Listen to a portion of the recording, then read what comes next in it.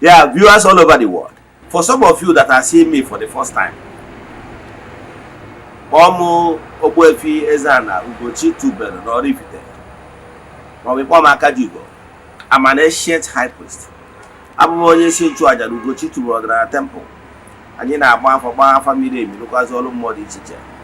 Abụgazi m onye isi nchụaja na ọdịnala Restoration Evangelical Mission, bụrụ onye mgbasa ozi ọdịnala Igbo. So you can call me a priest or an evangelist. I will answer. My mission is to help people live better life. N'ụbọchị taa n'oge awa nke isiokwu anyị ji wee bịa bụ all you need to know about AFA consultation.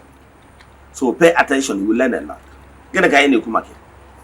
Anyị kwuru na AFA bụ the ability and act of consulting the medium to extract some certain information of the past, present, and future. That is AFA in simplest terms. So AFA is actually in a state of mind where the intercessor will consult the spirits in the medium for them to reveal some certain information, some certain condition for some certain people at any given time. That is called AFA. AFA nwere ike ịbịa n'ụdị dị iche iche. AFA nwere ike ịbịa n'ụdị prophecy. Enwere ụzọ dị iche iche eji agba AFA. AFA nwere the ability to reveal ihe gara aga. AFA nwere the ability to reveal the present condition. AFA nwere ike reveal what is going to happen is as a prophecy. Ma ọ bụrụ na ihe mere nke bụ ọbụ nke ọzọ. Enwere ụzọ dị iche iche eji agba AFA. Enwere ike ịgba AFA through prophetic ministration. Enwere ike ịgba AFA site prophecy. Enwere ike ịgba AFA site cast lots. Yes, ịgba AFA. Enwere ike ịwụnye AFA. Nwere ndị mmadụ nwere ike ịgba AFA site n'ịbụ a seer and look at you and tell you how your tomorrow will be. Because the other agwagi what is about to happen. His ability to see in the medium what is the future holds for you. Then there were many items or kinds of AFA.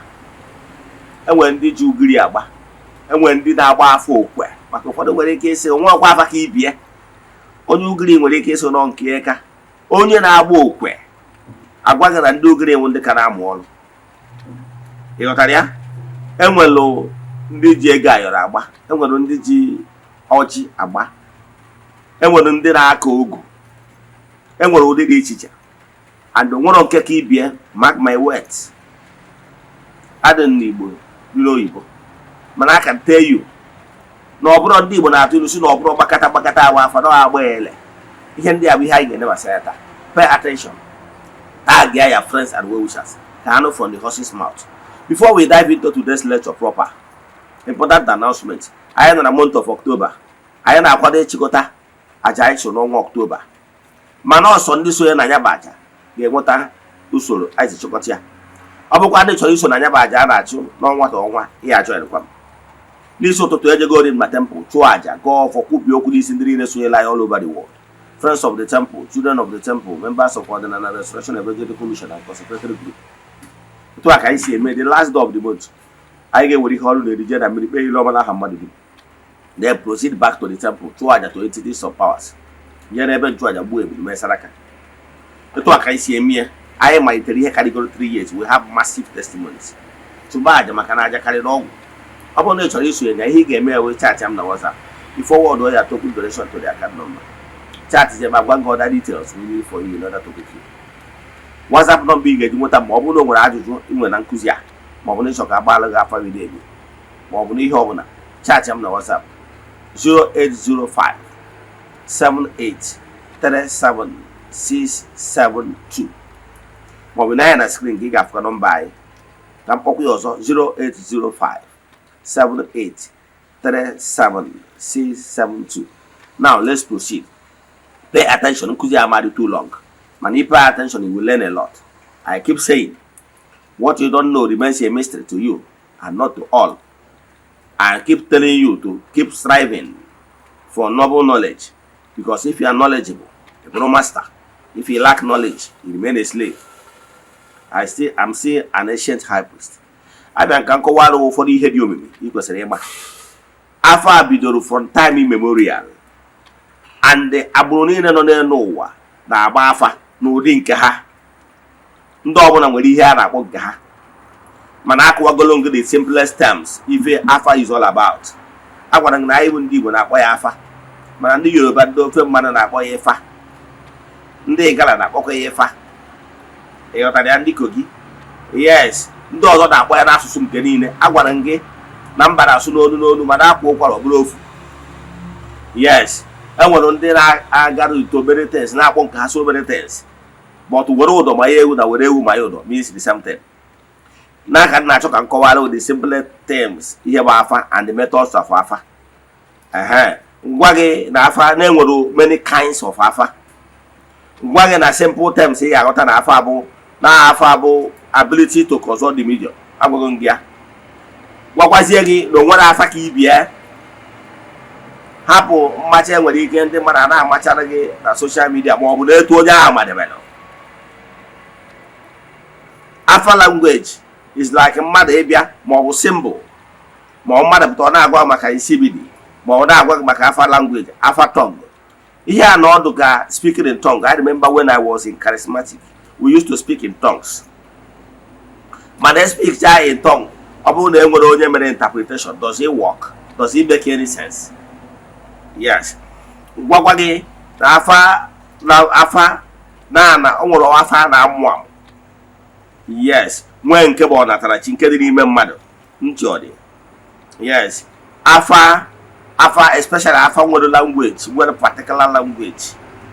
Na-abụ ihe onye akpọrọ ya ka onye anyị akpụ ya, ihe onye akpọrọ ya ka onye anyị akpụ ya bụ afa amụrụ amụ ntị ọ dị. Yes, quote me anywhere. Especially ugiri a na-amụ ya because ọ bụrụ mmadụ niile mụrụ ya, however, but majority mụrụ ya akwụkwọ ya dịkwu n'ahịa ntị ọ dị. Ma agwa gị etu ihe niile si dị. However, o nwere onye ga-amụta the mathematical expression of the codings, because it's all about codings. Yes, codings and symbols. Be able to decode the communication of the spirits.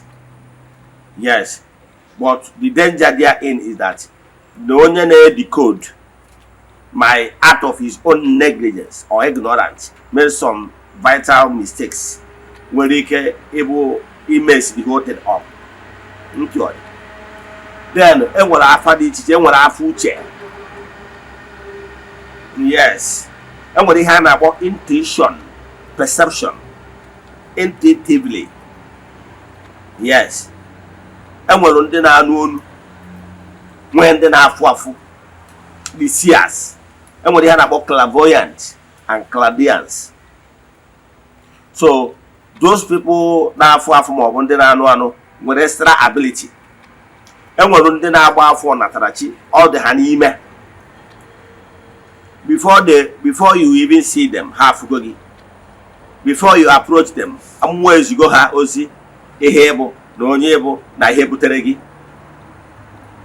Mana ọ bụrụzie na ibu n'obi dị afa ka ị bịara ịgba, ọtụtụ ndị mmadụ ezilogo their mind na-aya awụri mkpụrụ afa na ụdị abụ na ụdị in order to communicate to the spirit. Mana ọ bụrụ ya, o nwere ndị bụ the spirit, the tone of the spirit ya na ha bụ 5 and 6.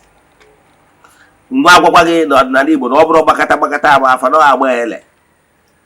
Ihe dị mkpa bụ afa mmụọ gwara gị by revelation.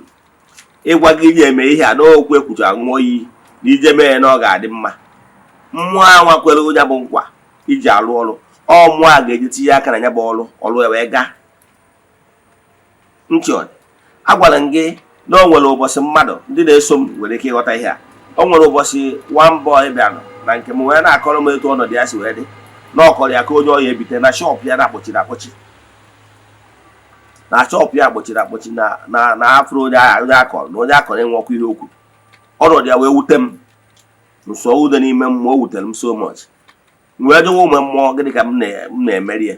mgbe a na-ekwu mụ na ya gakwa ọ na-agwa m ka o si dịrị ya wee gwa m wee kalụ m aja gwa m ihe m ma agwa ya ọ ga-eje simpụte na ọ ga-eji akwa wee jeme na ọ bụrụ na o mesịa ya na ọ ga-afụ ife mana agwakwara m ya na ọ bụrụ na imesịa ya bụ ihe fụ ife ka ị bịakwa ka ị bịa mee ihe ị kwesịrị ime na ihe awụ borrowed grace ka ndị chi gị na ezumezu mmụọ na-enye gị taa okwe m o wee naba jee mee ya bụ aja nkarịa mechaa ya shop ya mepe shop ya ọ na-elebe afịa for a very long time o wee lebe ahịa for 2 straight weeks 2 weeks plus ọ na-erezi ahịa na-etinye ego n'akpa o chefuzie na ekele nwaanyị na-agwa akịrị ike adị agwọta ọzọ o chefuzie na ụmụ mmụọ ndị mụ na ha so ka m soro ude were sị ya na ọnọdụ onye a na ọnọdụ ya wutere m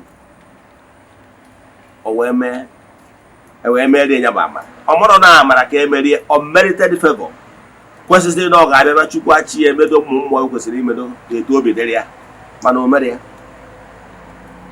yes ọ dịka ịfụ na ebe a kụtalụ na Baịbụl ebe a sị na Jizọs wept o wee baa akwa o nwere ọnọdụ ga-anọ ihe ahụ ịfụ mmadụ dịka onye akpọrọ ọrụ ịsụọ ude n'ime mmụọ with pain your forces will come and rescue onye ahụ imere ezi ebere eme ka onye ahụ ọnọdụ ya dị mma ị nwere ike ma aghọtara ya maka na ọ bụrụ na itorugoro to this spiritual level of vibration na-ekwu maka so o mesịa ya after 2 weeks plus the shop ochukwu again o wee jekwaje godokwa akwa na onwe ezi jekwaje ka o jee mee datin ahụ ngwari ya ritual ahụ ngwari ya mee mgbe ahụ mechaa ya shop emegherozi mgbe akụ dịkwa akwazie m na fo ntị ọ dị mana on a very good day ọ bụrụ na o mere second one ọ garịa ọ ya asị na ya abụrụgo dibịa ya amadogo ihe a na-eme mbara wee sụọ mbara ndị mana ọ mara na ọ bụrụ etu a ka o si awọk nọọ my forces ndị kpọrọ m ọrụ bụ ndị mbere akwa sụọ ọrụ ka ude na ọnọdụ nwoke a dịrọ mma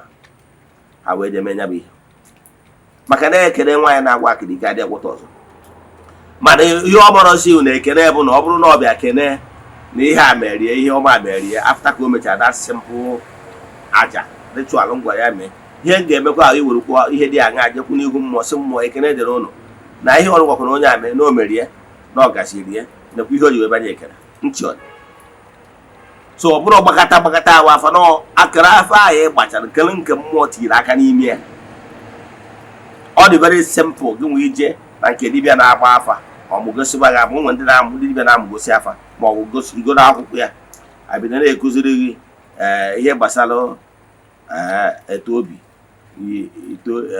etigite gwa ụmụ ihe na mgosi na eburucha ihe na n'isi ịghọtara ya na nke a gwaghị na nke a meghị etu a n'aka nne ma nke ịtọ meghị etu a na-etu a ka ọ dị na nke a na-etu a ka ọ dị nke a na-etu ịmụrụ ya mana ihe dị mkpa bụ ka ị na-awụ ya mmụọ afọ dị gị n'ime ịkpọkwụkwọrọ ndị otu gị ịghọtago ga-abịa nọnye n'ime afọ a wee na-echi afọ a wee na-agwa gị okwu ịghọtara ya so o nwere ndị na-agbachi ya ogiri ndị na-agba okwe mkpụrụ okwe na aka ebe ibu karịa mkpụrụ ugiri yes most of the times ị nwere ike ịfụ okwe ịfụ ihe dịka chen na ya so ọ bụrụ ya ka m bịara ịkọwata mana ana m achọ ịgwa gị na afa niile ebu ofu o nwere onye ga-agbacha alụ gị nke ọ ga-asị na ọnya bụ highest mana o nwere solution ntị ọ dị so ọ bụrụ gbakọta ahụ ya na-agba ele gwakwa gị na afa na mmadụ nwere ike ịbịa na nke mmadụ onye na-agba afa ma ọ bụ sia maka na agwa gị bụ sia bụ afa ka ọ bụ maka na ihe ọ pụtara bụ na mmụọ megherie ya weziga mmụọ asa na onye nwike wee fụ mmụọ nwa kpughere datin with the medium spirit ọ nwere ka ị ga-esi wee bịa ka ọzọ tụọ esia ma ọ bụ onye na-agba afa hapụ ị na-ekwu maka gị nwa bịara abịa na-ekwu maka nwanne gị ị nwere ike ịbịa n'afa hapụ nwa bịara n'afa na-ekwu maka ngwurube nna gị ntị ọ dị ma ọ bụ na-ekwu maka nwanne unu nke dị ọkpara ma ọ nwanne gị nke na-abroad mana ọgwụ onye nọ ebe a as a point of contact etu a ka ọ dịkwa na prophetic ministration mmadụ nwere ike ịbịa na prophecy ị na-ele onye ahụ anya a na-agwa gị ihe dị n'iru ya enweghị ike esi na biya na onye ahụ agwacha maka onye ahụ agwaghị maka nne we go when and 1 year more near the new Toria. That one 1 year in the new Toria. The one the spirit of death is hovering around the house. And only if something is not done quickly. Now I come mad about see put you. So only ability to see. They can see when they were clairvoyant. Then I went in our Dana all I would the Uguria and they could see or that put television. On Afia clear. Abono okay, they make on Afuka.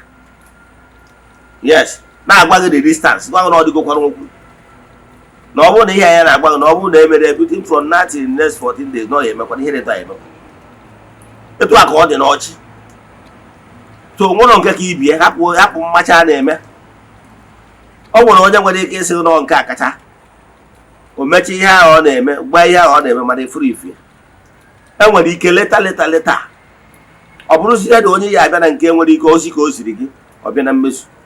And when he come no George or Mary. So the most important thing was spirit onye jalwolo. Nchori. Spirit onye jalwolo. Bo nya we here wafa. Ama dey madugo no to ndị mmadụ dị ko nwere ndị na-eme ofu aka. Like me one personally, I'm naturally a seer. Bo na afụ ụzọ. Onye a na-ezu mo na-ezu ozi. And then when me ike ịnọ ebe ọ bụla gba afa. Enwe me ike na ebe ọ bụla nye gị ozi. Ọ bụrụ iwu na ya aba na ụgba afa. Ịghọtara ya? Achọrọ m ịgaba deep ihe na-eme na ụfọdụ ebe ụfọdụ ndị nwere consecrated place akpọrọ ebe a na-agba afa. Achọrọ m ijebe that side. Ịghọtara ya? Ọ gara ya weta mmọnwụ maka na enwere ọtụtụ ndị mmadụ ji so many things.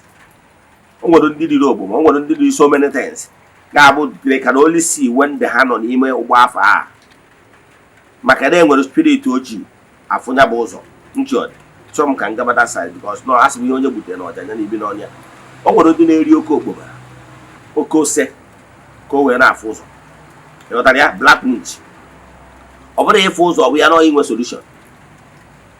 So all those things we kwesịrị ịma mana o nwere after effect mana ọ gbasara ozi gị nwa bịara abịa n'ọnwụ maka anya nwa na onwe ya ji eri oke okpoma ka o wee na-afụ ụzọ. Mana ihe na-achị kụwa ọ bụrụ na ịbụ esi a ma ọ bụ na ị ka akpọrọ gị ọrụ mana ị chọrọ iji oku akpọrọ gị zeelu ihe ọbụla ga-abụ mmadụ iri oke okpoma. I will advise you to develop the inner calling dị n'ime gị.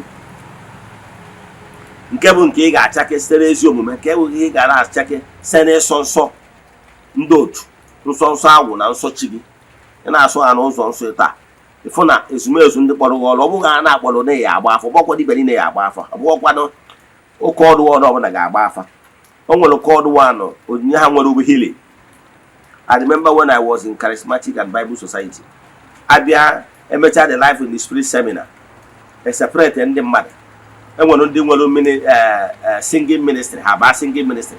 When they were intercessor, ha ba the intercessor. When they were prayer ministry, ha ba when they were caritas, ndị na ba na nke ha based on your gift. Enjoy. So o nwere dibịa nwere ike bụ ọ dị agba afa mana o nwere aka ile nwa ọnụ atụ. Enjoy. So etu a ka ọ dị. Mana ihe na-eme kịta bụ na ọtụtụ ndị mmadụ na-achọzi ka ha onye ọ na-agbawazi afa. And ebe na afa nwere level afa. Enwere ndị nwere ike ịga a step further. Example nwere ike nwere na mmadụ nwere ike gbaa afa asị na o nwere uke dị n'ụzọ ọ kwụsịdebere ebe dị awa. Mana onwe onye ya ga-emetụ ọ jụwazi ese gịnị butere uke a kedu ndị butere uke.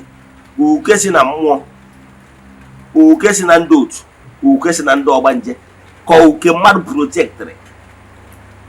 So ifo na ọ gakwuzie deep o nwetakwuo that things. Mana onwe ndị ga-agbadebe n'ebe ahụ depend na level onye. Etu anyị so agwara m ụnụ na afa bụ spiritual lab. Ifere etu lab dị lab dịkwa. O nwere ofu lab ndị nọ side Nnewi aghọta lab ndị kwa na-akpọ wave na Nnewi. So na one of the best lab in football. That is ebe a na-eme lab. O nwere ụfọdụ ihe ndị ụfọdụ ụlọ ọgwụ lab ụfọdụ ama afọ mana ha ya afịa. Ịghọtara ya? Tụ aka ọ dịkwa other places you assume not so this people. Mana machi gwa gị na-enwere ihe mmadụ ka ibie. Based on equipment, based on diligence, based on paying adequate attention to the microscope and the other equipment our scanning machine. For that, they're very thorough. Whenever they are checking, they are doing the observance, they are paying adequate attention, querying every symptoms, even with the same scan machine. Experience matter. Do scan machine nwere ike iji ime scan mana ofu nwere ike ịkarị more correct. Example, o nwere scan machine ị ga-eje with onye digoro experience, nwatakịrị karị 3 months 4 months, ọ gwaghị the sex of the baby. Mana o nwere onye ị ga-eje na nke before ọ ya be able to gwa the sex of the baby, nwa ya eru 6 months or 7 months. Mana onye nke ọzọ achọpụtara so edi nwere ike because of experience o nwere over the years to experience count. Now, ihe na-achịkọwala gị bụ na prophecy, ihe niile na-agba afa, ezighi n'ozi, awụrụ afa, ofu ihe akọ. Ka mmadụ ga-atọkọta aka o bidoro. Afa bido from the ancient. Ịdọta the story of onye a na-akpọ Jona. Mgbe Jona na-agba ọsọ, Jona ọmụ eje ozi a kpọrọ ya. Wee chi nke ya wee baa ụgbọ ka onye obodo tara aka. Eburu mmiri bido tụba. A gbakwara afa wee fee nza wee ma Jona. Afa ka ọ bụ ndị mmadụ na-akpọ ya, anyị na-akpọ ya ike ogu anyị Igbo. Afa wee ma Jona. Wee ebe gị tụtụ Jona na mmiri azụ wee n'o Jona. Ịdọta the story. Ama na ịdọtara ya n'ugbo onye ụka mbụ. Ịdọta the story dị na akwụkwọ 2 Samuel from 28 gbadataba. Ihe afọ ebe ọ na ebe 7 ya. Ife ebe ọ na-ekwu ka akụkọ gbasara nwaanyị na-agba afa. During the time na Kemite, na upper Kemite, na obodo ndị Jew. When King Saul, during the reign of King Saul. O wee bụ na King Saul betazi imewezi ọtọrọ bụrụ ọkpa onye kwu ya. Ụmụ mmụọ na ndị ichie na ndị nna ya wee gbakụdo ya azụ. Ọ na-enwezi mpịawa azụ. Ife adịghị emezi eme na-eme n'obodo. Saul wee begodosi mba na ihe nke a karịara na mmụọ gbakụdoziri ya azụ that he can feel it. O wee disguise onwe wee jee na nke nwaanyị na-agba afa maka na ọ baa nụrụ ndị na-agba afa mana mgbe o reji oge o jee chọwa ha. Mgbe e mechara nwaanyị na-agba afa atụechekwa achọpụta mmụọ kpughere nwaanyị na-agba afa na onye a na-agba afa akwụkwọ king. O wee sị onye nwere ịbịara ịlapụta ịbịara igbu m. O wee sị na ya bịa ọkụ igbu ya nọọ etu o si wee dịrị ya. O wee kpọlitere spirit of Elijah, spirit of Samuel, sorry, akpọlitere spirit of Samuel. Samuel wee bido gbawara ya mba si ya kere ihe o ji bịa ịbịa distọpụ ha na ana mmụọ. Ọ machi ihe o kwesịrị ime mana o mere ya. Mpịawa azụ bịawazie ọ chọbazie onye ya fụrụ ya ọfụ. The same thing na-eme gị nwa, yes, gị nwa na-ene m anya. Ịmachi ihe ị kwesịrị ime. Ịma na ị ga-echukwa chi gị, ịma na ị ga-emedo ndị aka na ndị egere. Ịma na ị ga-emedo ndị ichie na ihe dịbe nna gị ọkpụtọrọ ọkpụ obodo be nna gị ji dị ebube. Ịgbakụdoro ya azụ maka na ọ dị ka ihe na-agara gị. Ị mụrụ na dati afịa ahụ ị na-atụ ijere China ọ gaziere gị nọ na main market ọ na-agaziri gị iche na ọ n'ike aka gị. Ịtọtara na tụtara dịka nwatakịrị itolitere ihe na-agara gị iche na ọ n'ike aka gị. Ị mụrụ n'ọfịa nna nna gị sụrụ na nna gị ha sụrụ n'ọnya ka ị na-ere uru. Ị mara etu a nnọkịta nnọ na-emezi ụfọdụ ihe. O nwezie ụmụ m ọbụla ghọtara how things work na-apịasị ụzọ na-adịrị ya mma. Even my generation to come will see benefit na mkpụrụ ọma na-akụ na onye apụtazie echi ọ gawazie rie ọ na-afụ nọ n'ike aka ọ bụrụ n'ike aka my brother my sister ya jụọ ese maka exhaust the grace ya nwa nna nna gị ha gbara mbọ nke ị na-eru rie now. If that grace finishes, you come back to square one because onwere any legacy, onwere ihe ị na-atọrọ ụmụ gị unborn. Gị nwa na onwe gị ka na-eri uru ịtụtara n'ụwa ihe na-agara gị iche na ọ n'ike aka gị ma ọnụ amara nna gị ha ka ị na-eri uri. And ọ bụrụ na ịkụwara ọkpụrụ dị mma mewe ihe dị mma kịta ka ị wee so more seed for ya unborn children. Ụmụ nke bata ha ata aja maka na onwere legacy, onwere ụzọ ịsụrụ ha ka lecture for another day. Mana ihe na-achịkọwara gị bụ na afọ afadịkwa mana ọ bụrụ onye na-agba afọ miri emi o pay attention jụba ajụjụ dị iche iche. Ihe jụrụ mmụọ nwere ike mee ya asa na ya eju ya ike ihe na-etu ọ dị etu ọzọ gị mechie ọnụ. Ọ ipezi attention jụba dipa ịmara etu ọ dị kịta ya. O nwere ihe a na-akpọ investigation. Yes, nwee investigative journalist nwere ike ga-aga chọpụta ihe dị omimi etu aka ọ dị. So journalism dịkwa, onye nchọpụta dị, onye nchọpụta dịkwa. So ịchọpụta onye nwere destiny ịgba afa, onwe ike chọpụta ụfọdụ ihe miri emi. O nwere ụfọdụ ihe ga-abịa n'afa egbuo ya ayafịa, mana o nwere onye nwere the ability to uncover whatever that is covered. Ịmarọ ka nkọrọ gị ofu akụkọ ma ife mechie. O nwere otu ụbọchị one pastor bịara na be m, amarọ nnọọ pastor, ọ bịa na ịgba afa sị nnọọ ọ na-afụ m na Eziokwu TV n'ọnya ka o ji wee bịa nsị ya nnọọ. So anyị batago na my consultation, ọkwụ ụgwọ eji afụ consultation. Mgbe m na-enye ya anya na-agwa m na onye na-etu onye ahụ priest ka ọ bụ na onye ahụ pastor. Asị m na onye ahụ pastor, mana na ọnọdụ ya dụrụ m, mana ministry ya dị aga na ọnya ka o ji wee bịa. So mgbe m bịajụcha ya afọ okwu afọ, mana okwu na ya hụ pastor nkwa afa na-ekwukwa dị something, mana ma akwada ozi ya bụ ụzọ dara m before mmetụ ihe afọ aka, before mmetụ ihe aka bụ ụzọ gwa m na onye ahụ pastor na ministry ya dị aga na ọnya ka o ji bịa. Ụgbakwa afa na-ekwu dị something. So mgbe m bịajụ ya, nwoke, are you a pastor? Ọ sị yes. I said because na na-agba afa a na-ezikwa m ozi na onye abụ onye akpọrọ ọrụ ka ọ bụ, and na o nwere ministry ya dị aga. Ọ dị surprise ka anyị na-agwa ihe ka mere like odubo ebe 2 months o ji mena bọsị aka ọ kpọrọ m gwasị ihe ọ eme. Ọ gwara m sị na ejego chọta ebe ya ya anọ wee eme ministry ebidokwazi ọm kana the first one obido collapse kwazi ibido under one ọnya ka o ji bịa n'afa. And ndị na-eso m atụ ụbọchị nkọrọ akụkọ ihe mere some years back na temple a, wee two ladies bịa na my place, mana ofu reverend sister, and nke bịara ya ahụ reverend sister abụ nke chọrọ ịgba afa maka na ọlụ mara ya. Ọ na ebe ọ na convent ọ na-alụ nsọ ya na-edo, ọ bụrụ Edo sọrọ Ugwu steeti. Ọ wee kpọrọ enyi ya nwaanyị ka o duchie ha na-abụ na ọmọfiti. So mgbe m bịara jụọ ha abata nnabata ha sị ha nọrọ ana wee jụọ ha kụrụ onye anyị agbara afa, onye na-asị m n'ọnya ka anyị agbara afa. Ma before then na onu daa wee gwa m sị m na onye a na-achị gbara afa reverend sister ka ọ bụ. O debego ego a ga-eji wee gbaa afa wee hapụ ya wee sị ya nne ibu reverend sister ọsịmpa. Ọ jụkwazie m dete m dia surprise. Ọ jụkwazie m ka ị ka nsị ma na ya reverend sister. Sị yes na afa gwara m even before nwa afa mmụọ agwụgwọ m maka a nwere m highly intuition spirit. Before ihe eme edo a ga-ebu ụzọ gwa m unless na onye nji aka m mee ignore, mana nke a ọwa ahịa agwakwa agwara gị ihe agwa before. So I pay attention to my that spiritual guide. So etu a ka o si wee mee mgbe ọ na-agba n'aka ọ dị ya surprise, mana o nwere ihe mmụọ pụrụ ime.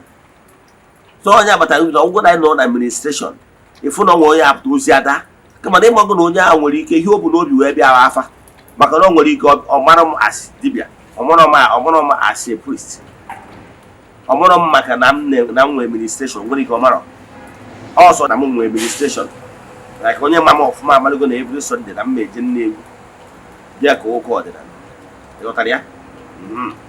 Then onye awụ onye ga-ama, mana onye amarọ ụfọdụ nwere ike madewe m as if na mgbu dibịa, mana ọ marọ the other side of me na mba minista nwere ike ọ mara other side. So wee abalị na onye agha bịakwutere m as a dibịa, ihe ọ na-eme expect ka agbagharị ya afa, mana o nwere ndị na-abịakwute as na ya bịakwutere ife priest enidere ịgba afa by ife mee ide onye agha anya will be able to give message and gbaa afa elu gbaa afa na the same message maka na ọ dị mbụ ọ bụrụ taa ka o bidoro. Yes, bido n'oge m dị na nwa ị nwere ike mgba mmadụ si ya na eke etu a ebe ị na-eje n'ihe jee n'ihe afọ onye ị na-eje na ihe ọma etu a onye amara nwere kesị n'iwe ọgba nje mana ọ bụrụpụta ụwa gịnị ka m na-ekwu maka ya. So afa a na-agba bụ o nwere ndị nwere the gift, natural gift.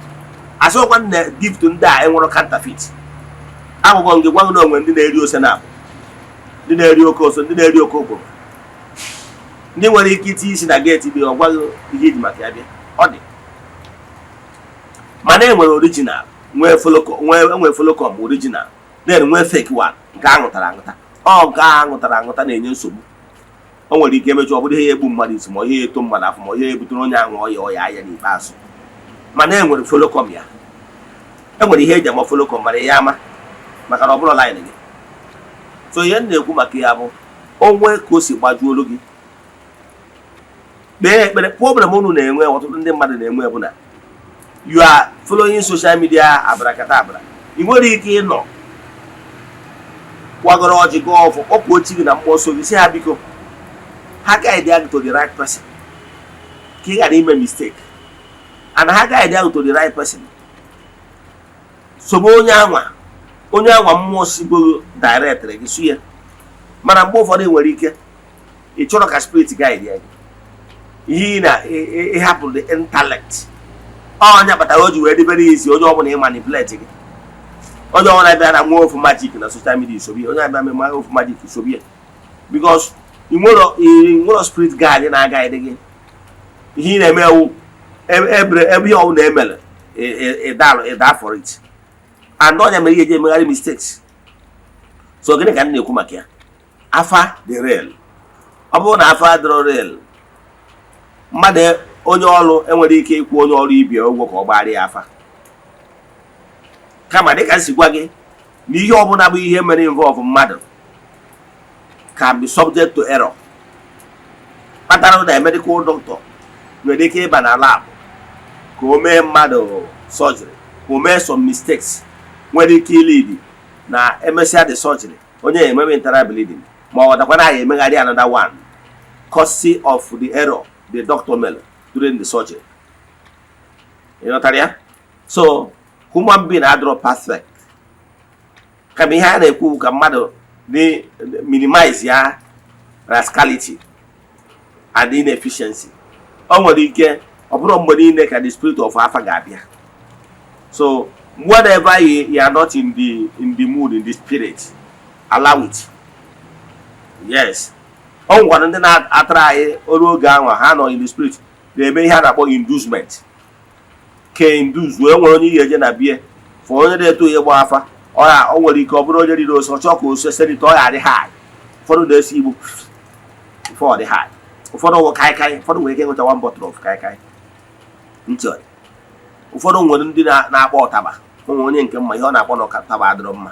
Taba ọ na-akpọkwa bụ original ọtaba with the foreign one or mix call ọnụ. Ọ bụrụ na iburu onye na-akpọ ọtaba, obere ọtaba ọ ya achị ịkpọ ikuku buru ebute n'imi gị, ọ ga-adị ihe ezegoze uzere ọ dị ka asị gị daa n'ala. Ma bifo obido ịgba afọ ịfụ ya o bupụta mkpọ ọtaba ya ha ka mkpọ eji eme ihe nwa bụ were ihe dị ka eku plastik eku o ji eku didere okuri etu a ịfụ ọkpọcha ya etu otu aka n'isi etu akọ ihe adịghị n'ihe anya ọ na-akpọ ọtaba ndị mmadụ n'ogo na-echi ọgbasara ya kpọgodo ọtaba na-ede anya acha red onye nduzu obi ose onwe gba ya akpatazi ọkpatazi etu azị wejideba n'ụgbọ afịa. So ọ bụrụ ka nke ya o si kwado na nke. So adịbekwu na ọdụrọ maka ihe na-achọ ịkọwara gị na-enwere ụdị dị iche iche. Gwa na enwere so many pattern and kinds of afa. Enwekwuru ndị bụ ndị ka ha na-abịa otu ya ya n'obi okwuo n'ọnụ. O nwere ndị ya naturally ọ bụrụ na o nwere ihe o mere induce ya ma ọ nwere no etu o si bụ mgbe o ji bịa ụwa etu o si bịa. Then ha ga-emezi ihe nidizi ewu inwegoro ya natural ihe nidizi ewu obere training ọchake ọya ahụ ihe kwesịrị ịmụpụta. O nwere ndị nwere ike ịbịa n'afa ndị pastors na-use ka that one ndị na-eme administration maka na ịma na ha na-akwụ ụgwọ afọ na o nwere ike ịpụta ọkpọlite gị nwa yes gị nwa nọ n'oche nke ịtọ yes ya akwanyere ịkwụrụ ọtọ. O nwere nke gbara nju adịm ekwu maka nke ụfọdụ ndị a na-ewu gasị kịta ndị amụma adịnji anyị ma ndị adịnji wụ ị na-abịa na ministry ha eburu ụzọ je dị informant ga-eje jụta gị gidi maka abịa o mewezie administration ọkpọ ọgha afa mba ọbụla nke aka enwere m ekwu nke wụ confirm prophecy enwere. Gịnị ka m na-ekwu maka ya? Afọ adịrị. Yes, afọ adịrị. You cannot change a willing team. Ọ bụrụ na the spirit lead you to somebody ọ gbaala gị afa na-arụrụ ọrụ. Be patient. Sometimes o nwere ike ihe eji ngosi gị manifest nwụ na ekwụsịbara ụgwọ eji na mmụọ.